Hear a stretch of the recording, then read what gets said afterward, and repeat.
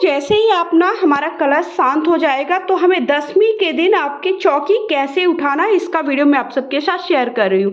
तो अगर जानकारी थोड़ा भी पसंद आता है तो प्लीज़ वीडियो को लाइक करिएगा, चैनल पर पहली बार आए तो सब्सक्राइब कर लीजिएगा, कमेंट बॉक्स में जाकर के हर हर महादेव या जय माता रानी अवश्य लिखिएगा। तो अब हमें देखिए चौकी कब उठानी है, तो चौकी देखिए दसवीं के दिन ही उठानी है। जब 9 दिन का दीपक हमारा जल जाता है उसके बाद ही हमारा व्रत का पारण करना शुभ माना जाता है। तो हमें व्रत का पारण कब करना है? दसवीं के दिन करना है। ठीक है, तो आपको अच्छे से समझ में आ रहा है। तो अष्टमी और नवमी के दिन हमें कन्या पूजन करना है, हवन करना है। उसके बाद हमें दसवीं के दिन आपकी चौकी को उठाना है। अब चौकी में जो सामान है हमें उसे क्या करना है, कब उठाना है, कैसे उठाना है, ये सारी बातें मैं इसमें बताऊंगी। तो सबसे पहले हमें क्या करना है, दसवीं के दिन देखिए सुबह के वक्त पूजन करने के बाद जैसे हमारा दीपक शांत हो जाएगा, दीपक शांत होने के बाद हमें क्या करना है, दीपक को उठा करके फिर से धुल करके पूजा स्थल में फिर से प्रयोग मिला लेना है। तो इस तरह से हमने सबसे पहले दीपक को उठा लिया और दीपक को धुल करके फिर से पूजा स्थल पर आप रख लीजिए। उसके बाद जब हम देखिए हमारा हवन एक दिन पहले ही हो चुका था, तो हवन की जो सामग्री इसे हम क्या करेंगे, चाहे तो आप देखिए जल में विसर्जन कर सकते हैं या फिर आप क्या कर सकते हैं, इसका आप मिट्टी में भी विसर्जन कर सकते हैं। उसके बाद हमारा जैसे हमने जो भी कलश था, कलश का जो हमारा नारियल है, तो कई लोग क्या करते हैं, जो कलश के नारियल को क्या करते हैं कि अष्टमी और नवमी के दिन जब कन्या भोजन कराते हैं, जैसे हमने पहले पकवान चढ़ाए, सबसे पहले हमें चना हलवा का भोग अष्टमी या नवमी के दिन अवश्य लगाना चाहिए। इसके बिना देखिए माता रानी का ये बहुत ही प्रिय भोग है, इसके बिना माना जाता है कि पूजा अधूरी मानी जाती है। तो हमें सबसे पहले अष्टमी और नवमी के दिन हमने सबसे पहले ये भोग लगा दिया काले चने का, हलवा का। फिर उसके बाद हमने कन्या भोजन कराया। इसका भोग लगाने के बाद जो ये भोग है इसी थोड़ा थोड़ा हमें कन्याओं को वितरित कर देना है।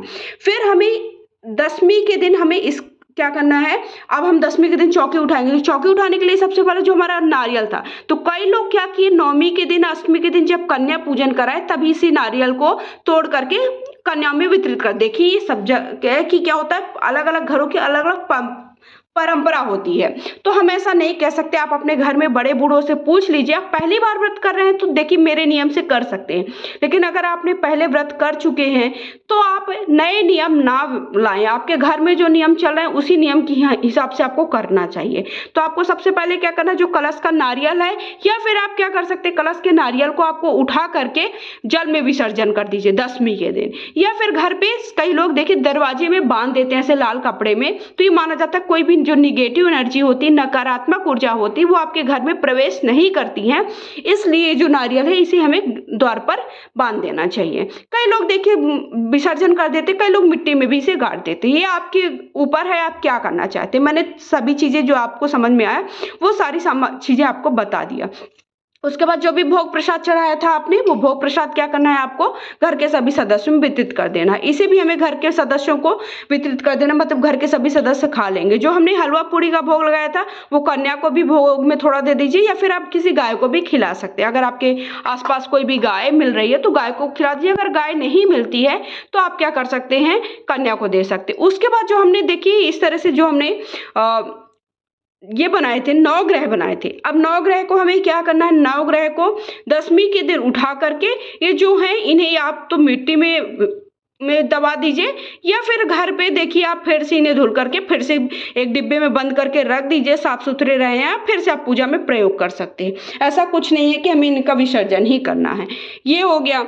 उसके बाद जो हमने देखिए सभी को वस्त्र चढ़ाए थे, जनेऊ वगैरह चढ़ाए थे, तो इन्हें क्या करना है, इन्हें हमें मिट्टी में दबा दीजिए, फिर आप विसर्जन कर दीजिए। इसी प्रकार से हमने जो जल एक लोटे में देखिए जल रखा था। कई लोग देखिए कलश की स्थापना जब नहीं किए थे, बिना कलश के भी पूजा किए थे, तब भी मैंने एक लोटे में जल रख करके आपको बताया था। इसे हमें क्या करना है, सूर्य भगवान को अर्घ्य दे देना है।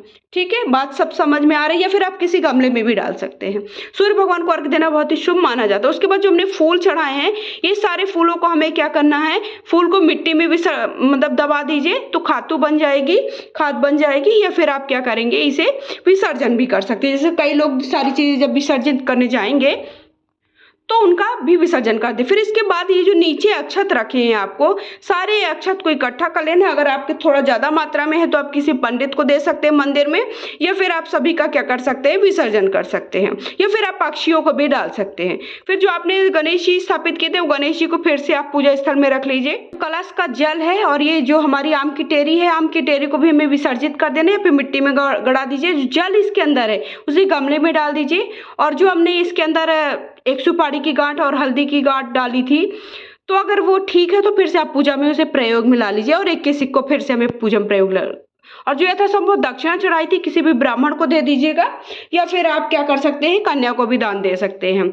जो पूजा में हमने जो चौकी में जो देवी माता बैठाई थी, जो भी आपने माता की तस्वीर वगैरह बैठाई थी, माता का विग्रह रूप बैठाया था, उसे फिर से पूजा स्थल में वापस रख दीजिए। और दुर्गा चालीसा, दुर्गा सप्तशती जिसका भी पाठ करने के लिए जो पुस्तक रखी थी उसे भी पूजा स्थल में वापस रख दीजिए। फिर हमारी जो सुहाग की सामग्री है थोड़ा थोड़ा खुद को प्रयोग में लाना है, या फिर किसी आप ब्राह्मण को, फिर यथासंभव कोई भी आपका ऐसा है कि जो मानदान है, जैसे आपकी ननंद है, सास है, उसे भी आप दे सकते हैं।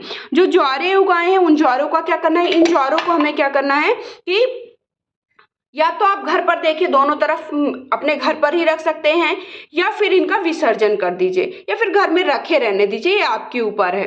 तो इस तरह से हमें देखिए नवरात्रि के अंतिम दिन 10वीं के दिन चौकी कैसे उठानी, चौकी के सारे सामान का क्या करना है, ये सारी जानकारी आप सबको दिया। अगर आप सबको थोड़ा भी वीडियो पसंद आया, थोड़ी भी जानकारी अच्छी लगी है तो प्लीज़ वीडियो को लाइक कर दीजिएगा। पहली बार चैनल पर आए तो सब्सक्राइब करना बिल्कुल भी ना भूलिए, क्योंकि इस चैनल पे आप सभी को पूजा पाठ से जुड़ी सारी जानकारी मिलती रहेगी। जल्दी आप सबको करवा चौथ से जुड़ी सारी जानकारी मिल जाएगी। करवा चौथ कब है, कैसे पूजा करनी है, सारी जानकारी।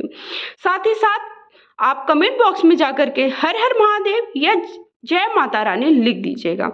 तो आई होप आप सबको सारी जानकारी मिल गई है। कुछ और पूछना चाहते हैं तो कमेंट बॉक्स में जाकर के जरूर पूछिएगा। जय हो माता रानी।